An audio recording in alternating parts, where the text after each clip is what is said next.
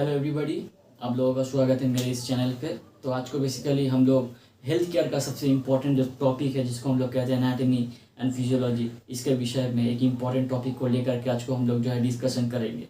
तो सबसे पहले जो है हमें एनाटॉमी का सबसे पहला जो चैप्टर होता है वो होता है एनाटॉमिकल डेफिनेशंस। ठीक है, उसको जानना बहुत ज़रूरी है बिकॉज एनाटॉमी क्या होता है ये अगर हम लोग नहीं जानेंगे तो फिर आगे हम लोग क्या जानेंगे। तो इसीलिए एनाटॉमी क्या होता है, फिजियोलॉजी क्या होता है, पैथोलॉजी क्या होता है, ये सब जानना बहुत ज़रूरी है। किस तरह से हम लोग का शरीर में कितना तरह का जो है एनाटॉमिकल प्लेन्स हमारे शरीर में होते हैं ये जानना बहुत ज़रूरी है। कितना तरह के एनाटॉमिकल लाइंस हमारे शरीर से पास करते हैं ये सब जानना ज़रूरी है। कितना तरह का जो है हम लोग मूवमेंट को परफॉर्म करते हैं, कितना तरह का पेशेंट का बॉडी पोजीशंस होते हैं। ठीक है, ये सब जानना बहुत ज़रूरी होता है बिकॉज हेल्थ केयर में काम करना है, अच्छा मेडिकल टेक्नोलॉजिस्ट बनना है, अच्छा हेल्थ केयर प्रोफेशनल बनना है, अच्छा नर्स बनना है, अच्छा डॉक्टर बनना है, तो फिर एनाटॉमिकल डेफिनेशंस जानना बहुत ज़रूरी है। साथ ही साथ जो इंपॉर्टेंट चीज़ जानना ज़रूरी है वो है मेडिकल टर्मिनोलॉजी। बिकॉज हम लोग हेल्थ केयर में हॉस्पिटल में जो बातें करते हैं, जो लैंग्वेज यूज़ करते हैं वो लैंग्वेज ही होता है मेडिकल टर्म्स का लैंग्वेज, मेडिकल टर्मिनोलॉजी हम लोग यूज़ करते हैं कोई भी चीज़ को दिखाने के लिए, कोई भी चीज़ को समझाने के लिए, कोई भी चीज़ को एक्सप्लेन करने के लिए। और ये जो मेडिकल टर्मिनोलॉजी होता है वो यूनिवर्सली एक्सेप्टेड होता है। मतलब हम लोग जिस एक टर्म को जिस तरह से एक्सप्लेन कर रहे हैं ठीक उसी तरह से ऑल ओवर इंडिया में भी जो है वो basically all over India, not India, all over the world उसी तरह से जो इसको एक्सप्लेन किया जाता है। तो basically anatomy is a study of structure of body part and their relationship with one another. जैसे कि आप देख सकते हैं मेरा ये हाथ है, मेरे ये हाथ के साथ मेरा बॉडी का एक संबंध है जिसकी वजह से मैं मूवमेंट कर पा रहा हूँ। मेरा ये मुंह है, ठीक है, मेरे इसको हम लोग कहते हैं माउथ, और माउथ के साथ जुड़ा हुआ रहता है बेसिकली हम लोग का स्टमक। ठीक है, तो ये माउथ और स्टमक का माउथ और स्टमक के बीच में भी एक रिलेशनशिप है। मतलब अगर एनाटॉमी हमें जानना है तो फिर हमें हर एक बॉडी पार्ट के विषय में जानना होगा और हर एक बॉडी पार्ट दूसरे बॉडी पार्ट के साथ किस तरह जुड़ा हुआ है उसके विषय में हम लोग स्टडी करते हैं, जिसी को कहते हैं एनाटॉमी। ठीक है, जैसे कि माउथ एंड स्टमक, माउथ के विषय में हम लोग ने स्टडी किया, स्टमक के विषय में हम लोग ने स्टडी किया, माउथ का स्ट्रक्चर कैसा होता है, माउथ का एनाटॉमी क्या होता है, स्ट्रक्चर कैसे होता है। ठीक है, स्टमक का स्ट्रक्चर कैसे होता है और ये माउथ और स्टमक एक दूसरे के साथ किस तरह से जुड़ा हुआ रहता है। ठीक है, इसके विषय में हम लोग स्टडी किया। तो anatomy is the study of structure of body part and their relationship with one another. ठीक है, ठीक इसी तरह से हम लोग ने अभी जाना कि एनाटॉमी क्या होता है, साथ ही साथ अभी हम लोग जानेंगे हमारे शरीर में ये जो बॉडी पार्ट्स है, ये बॉडी पार्ट्स दिखता कैसे हैं, एक दूसरे का जुड़ा हुआ कैसे, ये तो हम लोग ने जान लिया एनाटॉमी में। लेकिन ये बॉडी पार्ट शरीर में रहते हुए किस तरह से जो है काम करते हैं इसके विषय में जानने को हम लोग कहते हैं फिजियोलॉजी। शरीर में किस तरह से फंक्शन करते हैं इसके विषय में हम लोग इसको जानने के लिए हम लोग कहते हैं फिजियोलॉजी। जैसे कि हम लोग ने एनाटॉमी में पढ़ा कि हार्ट इस तरह होता है, हार्ट एक इस तरह का हाथ का वो फिस्ट के शेप का होता है जो कि हमारा मिडिल मीडियास्टिनम में रहता है। हार्ट जिसका 2/3 पोर्शन लेफ्ट साइड में रहता है, रोटेटेड 1/3 पोर्शन राइट साइड में रहता है। ठीक है, ये हम लोग एनाटॉमी में पढ़े। लेकिन ये हार्ट जो है शरीर में रहते हुए किस तरह से काम करता है, खून को पंप करता है, ये जो खून पंप कर रहा है यही हार्ट का काम है, यही हार्ट का फंक्शन है। इसी को स्टडी करने को कहते हैं कार्डियोफिजियोलॉजी। ठीक है, समझ में आया। ठीक है, तो हर एक शरीर का बॉडी पार्ट, हर एक बॉडी ऑर्गन किस तरह से फंक्शन करता है उसको स्टडी करने को कहते हैं हम लोग फिजियोलॉजी। जैसे कि किडनी का काम क्या है, यूरिन को फॉर्मेशन करना, तो that is a renal physiology. Nervous system का काम क्या है, हमारा कंट्रोल एंड कोऑर्डिनेशन, तो दैट इज अ न्यूरोफिजियोलॉजी। ठीक है, तो इसी तरह से हर एक बॉडी पार्ट, हर एक बॉडी ऑर्गन का भी अपना अपना काम होता है, अपना अपना फंक्शन होता है, जिसको स्टडी करने को हम लोग कहते हैं बेसिकली व्हाट, हम लोग कहते हैं फिजियोलॉजी। ठीक है, ठीक इसी तरह से जैसे कि ये मेरा हाथ है, मेरा हाथ का एक स्ट्रक्चर है, लंबा सा मेरा हाथ है, लेकिन इस हाथ में हमें पता है कि हमारा 2 हड्डी होता है, एक होता है रेडियस और दूसरा होता है अल्ना। तो अगर मेरा हाथ बीच से टूट जाएगा तो फिर मेरा हाथ का जो स्ट्रक्चर है वो चेंज हो जाएगा। मतलब अगर हमारा कोई एनाटॉमिकल पार्ट में स्ट्रक्चरल चेंज हो जाएगा तो उससे हमारा जो फंक्शन है उस जगह का वो हैम्पर होगा, तो जिसके वजह से जो है एक शरीर में डिजीज़ का उत्पत्ति होगा, जिसको हम लोग कहते हैं पैथोलॉजी। ठीक है, तो हम लोग ने अभी जाना कि एनाटॉमी किसको कहते हैं, फिजियोलॉजी किसको कहते हैं, पैथोलॉजी किसको कहते हैं। ठीक है, तो अभी हम लोग जानेंगे एनाटॉमिकल पोजीशंस किसको कहते हैं। ठीक है, एनाटॉमिकल पोजीशन बहुत इंपॉर्टेंट है, हर एक एग्जाम में पूछा जाता है what is the anatomical position. Anatomical position हम लोग किस तरह से एक्सप्लेन करते हैं and what is anatomical position. देखिए, एनाटॉमिकल पोजीशन जो है वो एक यूनिवर्सल पोजीशन है। क्यों कह रहे हैं हम लोग इसको यूनिवर्सल पोजीशन, इसीलिए हम लोग इसको यूनिवर्सल पोजीशन कह रहे हैं बिकॉज जिस तरह से इस पोजीशन को हम लोग मतलब एक्सप्लेन करते हैं, ठीक उसी तरह से जो है ऑल ओवर वर्ल्ड उसको उसी तरह से एक्सप्लेन किया जाता है। ठीक है, अभी क्वेश्चन राइज करेगा किस तरह से हम लोग एनाटॉमिकल पोजीशन को एक्सप्लेन करते हैं। सबसे पहले बॉडी इरेक्ट, बॉडी जो है सीधा रहता है, बॉडी इरेक्ट। ठीक है, उसके बाद feet slightly apart, palm pointing forward, ठीक है, and thumb pointing away from the body. ठीक है, तो इस तरह से जो है हम लोग एनाटॉमिकल पोजीशंस को जो है हम लोग एक्सप्लेन करते हैं। ठीक है, एनाटॉमिकल पोजीशन को जानना इसीलिए भी जरूरी है बिकॉज पेशेंट का हर एक बॉडी पोजीशन, हर एक बॉडी मूवमेंट, हर एक बॉडी पार्ट का लोकलाइजेशन को हम लोग एनाटॉमिकल पोजीशन के माध्यम से ही जो है हम लोग एक्सप्लेन करते हैं। अभी हम लोग चर्चा करेंगे कुछ इमेजिनरी प्लेन के विषय में, जिसको हम लोग एनाटॉमिकल प्लेन भी कहते हैं। ठीक है, या फिर इमेजिनरी प्लेन भी हम लोग कहते हैं, या फिर सेक्शंस भी कहते हैं। ठीक है, तो जनरली हम लोग का मेनली कई तरह के सेक्शंस होते हैं, कई तरह का प्लेन्स होते हैं, कई तरह के एनाटॉमिकल प्लेन होते हैं, कई तरह के इमेजिनरी एनाटॉमिकल प्लेन होता है, बट मेनली हम लोग तीन के विषय में आज को डिस्कशन करेंगे। ठीक है, 3 anatomical plane, 3 imaginary anatomical plane के विषय में हम लोग डिस्कशन करेंगे। सबसे पहला है सजाइटल प्लेन। सजाइटल प्लेन क्या होता है?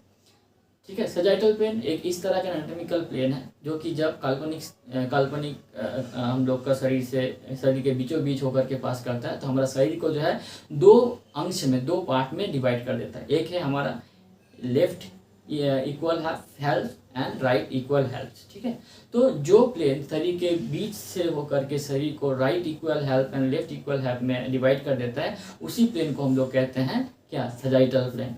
ठीक है, ठीक इसी तरह से एक ऐसा प्लेन जो कि जब हम लोग को शरीर को काल्पनिक स्तर पे डिवाइड मतलब हम लोग को पेयर करता है तो भी हमारा शरीर को जो है वो क्या करता है हमारे शरीर को 2 पार्ट में डिवाइड करता है। कौन कौन सा 2 part? Superior part and inferior part. ठीक है, तो एक ऐसा प्लेन जो कि हमारे शरीर को जब पेयर करता है तो हमारे शरीर को जो है upper part and lower part में डिवाइड कर देता है, या फिर सुपीरियर या फिर इन्फीरियर पार्ट में डिवाइड कर देता है, उसी प्लेन को हम लोग कहते हैं ट्रांसवर्स प्लेन या फिर हॉरिजॉन्टल प्लेन।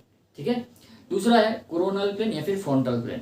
तो एक ऐसा इमेजिनरी प्लेन जो हमारा शरीर का लेफ्ट साइड से राइट साइड होकर के जब पास करता है तो हमारा शरीर को जो है 2 पार्ट में डिवाइड कर देता है। एक है फ्रंट पार्ट, दूसरा है बैक पार्ट। ठीक है, फ्रंट को हम लोग कहते हैं एंटीरियर कहते हैं, बैक को हम लोग कहते हैं पोस्टीरियर। तो एक ऐसा प्लेन जो हमारे शरीर में पियर्स करके शरीर का anterior part and posterior part में डिवाइड कर दे, उसको उस टाइप का प्लेन को हम लोग कहते हैं फ्रंटल प्लेन या फिर कोरोनल प्लेन। तो ये हो गई हम लोग का मेन 3 प्लेन के विषय में। नेक्स्ट अभी हम लोग डिस्कशन करेंगे कुछ ऐसे टर्म्स के विषय में जो टर्म्स को हमें ऑलवेज यूज़ करना पड़ता है। जैसे कि अभी मैंने कहा फ्रंट मतलब क्या? सामने, आपके शरीर के सामने। ठीक है, फ्रंट मतलब सामने, इसको हम एनाटॉमिकल टर्म में कहते हैं एंटीरियर मतलब फ्रंट टुवर्ड्स द फ्रंट। ठीक है, आपके सामने, मेरे सामने क्या है? नाक है मेरे, आँख है मेरे। ठीक है, तो anterior part, all this things are anterior because all this things are towards the forward. ठीक इसी तरह से बैक मतलब क्या? पीछे मतलब क्या? पोस्टीरियर। ठीक है, मेरे पीछे में सर है। ठीक है, तो पीछे में हम लोग का वर्टेब्रास है। ठीक है, तो पीछे मतलब बैक मतलब पोस्टीरियर। ठीक इसी तरह से हमारा शरीर का बीच से अगर एक हम लाइन को ड्रॉ करेंगे तो उस लाइन को हम लोग कहेंगे कि मीडियल प्लेन। ठीक है, या फिर mid line of our body हम लोग कहेंगे मिड लाइन। तो बॉडी का मिड लाइन के तरफ, मिड लाइन के करीब अगर कुछ भी मूवमेंट होगा, कोई भी चीज़ का लोकेशन होगा, कोई भी बॉडी ऑर्गन का लोकेशन होगा, उसको हम लोग कहेंगे मीडियल मतलब towards the mid line of the body. ठीक इसी तरह से मिड लाइन से दूर, मिड लाइन से बहुत दूर, उसको हम लोग कहेंगे क्या? लैटरल मतलब away from the mid line of our body is lateral. ठीक है, तो मीडियल हो गया, लैटरल हो गया, एंटीरियर हो गया, पोस्टीरियर हो गया। सिर के तरफ, ऊपर के तरफ, उसको हम लोग कहेंगे क्या? Superior towards the head. ठीक है, अपवर्ड मतलब सुपेरियर। इसी तरह लोअर, डाउनवर्ड, इसको हम लोग कहेंगे टुवर्ड्स द फीट मतलब inferior. Lower downward towards the feet, towards the tail क्या? इन्फीरियर। ठीक है, तो all this terms you have to always use. ठीक है, दूसरा है ये मेरा स्किन है। ठीक है, ये स्किन में क्या है? तो इसको हम लोग कहते हैं सुपरफिशियल पार्ट। अगर हम यहाँ पे काटेंगे तो थोड़ा सा मेरा स्किन कटेगा, जिसको सुपरफिशियल स्किन है। जैसे कि मेरा वेन यहाँ पे दिख रहा है तो इसको सुपरफिशियल वेन कहेंगे। सुपरफिशियल मतलब क्या? बॉडी सरफेस के करीब। ठीक है, ठीक इसी तरह बॉडी सरफेस के बहुत दूर कहेंगे डीप। जैसे कि बॉडी सरफेस के बहुत दूर क्या है? मेरा हड्डी है। ऐसे छोड़ा से काटेंगे तो फिर मेरा हड्डी दिखेगा। समझ में आया? तो मतलब towards the body surface superior and very deep, और away from the body surface that is basically deep. Okay, so all these terms you have to always use when you're going to work in a healthcare system. Always you have to use these terms when you're going to work with other healthcare professionals, or when we are handling various kinds of patients. ठीक है, तो ये सब use करना होगा. Next अभी हम लोग डिस्कशन करेंगे एनाटॉमिकल लाइंस के विषय में. ये एनाटॉमिकल लाइंस क्या होता है, एनाटॉमिकल लाइंस कितने तरह के होते हैं. सबसे पहले हमें पता है, देखिए मेरा शर्ट का कॉलर है. ये कॉलर के लेवल पे मेरा एक हड्डी है जिसको हम लोग कॉलर बोन कहते हैं. इसका और एक अच्छा तरह सा नाम है जिसको हम लोग एनाटॉमिकली कहते हैं क्लैविकल. ये क्लैविकल एक एस शेपेड कर्व्ड बोन है, और इसका बीच में एक जंक्शन होता है जिसको मिड जंक्शन कहते हैं. ये मीडियल पार्ट है, ये लैटरल पार्ट है. इसके दोनों मीडियल और लैटरल के बीच में इसको कहते हैं हम लोग मिड जंक्शन. तो ये मिड जंक्शन के मिडिल पोर्शन से अगर हम लोग एक लाइन को मिड लाइन के बराबर पैरेलली ड्रॉ करते हुए कमर तक लेके जाएंगे, तो इस लाइन को हम लोग कहेंगे mid clavicular line. Right side में एक, लेफ्ट साइड में, तो these are the mid clavicular line. ठीक है. तो इसी तरह से हम लोग एक्सिला, इसको हम लोग कहते हैं एक्सिला. तो what is axilla? Axilla is a space between your arm and your chest. It is a triangular space between your arm and chest. तो एक्सिला के बीच से अगर एक लाइन हम ड्रॉ करें तो इसको कहेंगे मिड एक्सिलरी लाइन. और ये मिड एक्सिलरी लाइन के 1 इंच सामने से एक लाइन ड्रॉ अगर करेंगे तो उसको कहेंगे एंटीरियर एक्सिलरी लाइन. और मिड एक्सिलरी लाइन के 1 इंच पीछे से एक लाइन ड्रॉ करेंगे तो उसको कहेंगे पोस्टीरियर एक्सिलरी लाइन. ठीक है. दूसरा तो हमें अभी जाना है मिड क्लैविकुलर लाइन के विषय में, और अभी हमने जाना है एक्सिलरी लाइन के विषय में. ठीक है. तो मेनली यही दोनों जो हम लोग का लाइन्स होते हैं वो इम्पोर्टेंट है. ठीक है. अभी हम लोग डिस्कशन करेंगे वेरियस बॉडी मूवमेंट्स के विषय में. ठीक है. सबसे पहला मूवमेंट जो है, आपने लगान मूवी देखा होगा. लगान मूवी में आपने देखे होंगे कि एक बॉलर था जो कि हाथ को इस तरह से घुमा करके जो है बॉल करता था. तो ये जो मूवमेंट है इसको कहते हैं सर्कमडक्शन, या फिर whole range of movement, 360 degree rotational movement. ठीक है. ये क्यों हो पा रहा है? बिकॉज हमें पता है कि हम लोग का ये जो जॉइंट है इसको हम लोग कहते हैं शोल्डर जॉइंट. ये जो शोल्डर जॉइंट है it is the most mobile joint of our body. And ये मोस्ट मोबाइल जॉइंट होने के वजह से जो है इसका लेस स्टेबिलिटी होता है. ये आपने सुना होगा कि शोल्डर जॉइंट जो है इजीली डिसलोकेट हो जाता है. तो इसीलिए हम लोग शोल्डर जॉइंट जो है it is a ball and socket joint, synovial joint. इसकी वजह से क्या होता है, हम लोग circumduction, whole complete rotation movement कर सकते हैं. नेक्स्ट मूवमेंट है फ्लेक्शन. फ्लेक्शन मतलब क्या? फ्लेक्शन मतलब इस तरह से हाथ को करना, मतलब moving the distal part of our body towards the body trunk. एक जिस मूवमेंट के मदद से जो है हम हमारा डिस्टल पार्ट को हम लोग बॉडी ट्रंक के करीब लाते हैं, उसी मूवमेंट को कहते हैं फ्लेक्शन. ठीक है. And back to the anatomical position is called the extension. तो this is flexion, this is extension. Okay. Next है मीडियल रोटेशन, लैटरल रोटेशन. मतलब मिड लाइन के तरफ में रोटेटरी मूवमेंट करना मीडियल रोटेशन, मिड लाइन से दूर रोटेटरी मोशन करना होगा लैटरल रोटेशन. ठीक है. तो मीडियल रोटेशन, लैटरल रोटेशन, उसके बाद हमने क्या कहा, फ्लेक्शन, एक्सटेंशन, देन हमने कहा सर्कमडक्शन. अभी हम लोग डिस्कस करेंगे adduction and abduction. Adduction and abduction का नाम को सही से जानना होगा. एडक्शन में देखिए एडीडी है. एडीडी मतलब ऐड करना, प्लस करना, सम करना. तो मिडलाइन के तरफ अगर हम लोग कोई मूवमेंट को ऐड करेंगे, मूवमेंट को परफॉर्म करेंगे मिडलाइन के तरफ, तो उसको कहेंगे एडक्शन.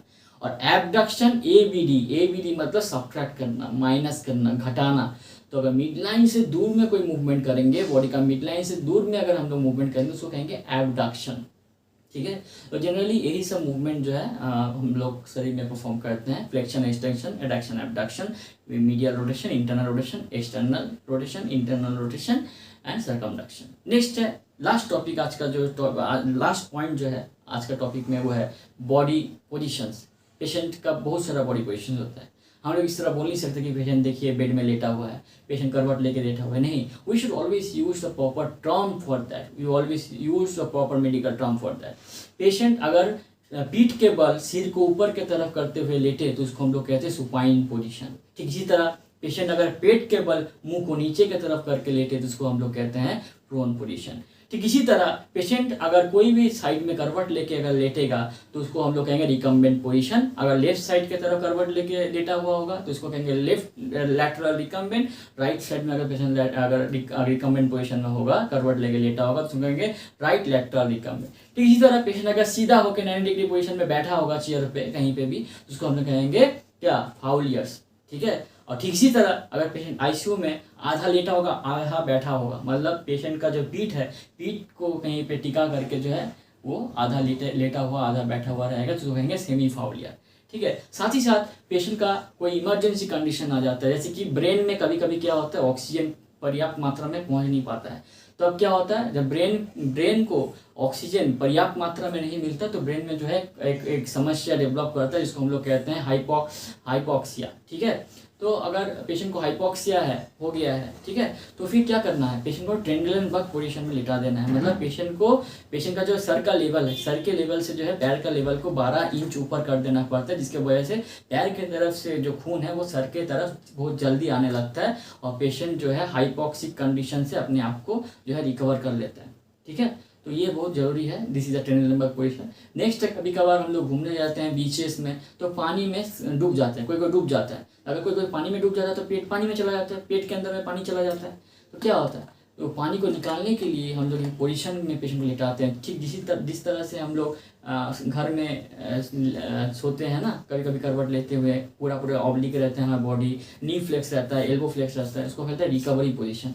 तो कभी कभी रिकवरी पोजीशन में लेटा देने से जो पेशेंट डूब गया था उस पेशेंट का पेट से पानी निकल के आ जाता है। लेकिन ये रिकवरी पोजीशन सिर्फ उसी पेशेंट के लिए करना है जिस पेशेंट को ट्रॉमेटिक इंजरी नहीं है। अगर कोई पेशेंट को ट्रॉमा है, इंजरी है, तो फिर उस पेशेंट को ये नहीं करना चाहिए। तो थैंक यू। अगर आपको ये वीडियो अच्छा लगे तो please do like share and please subscribe my video, आगे का और भी बहुत अच्छा वीडियो वेरियस टॉपिक्स के विषय में जानने के लिए।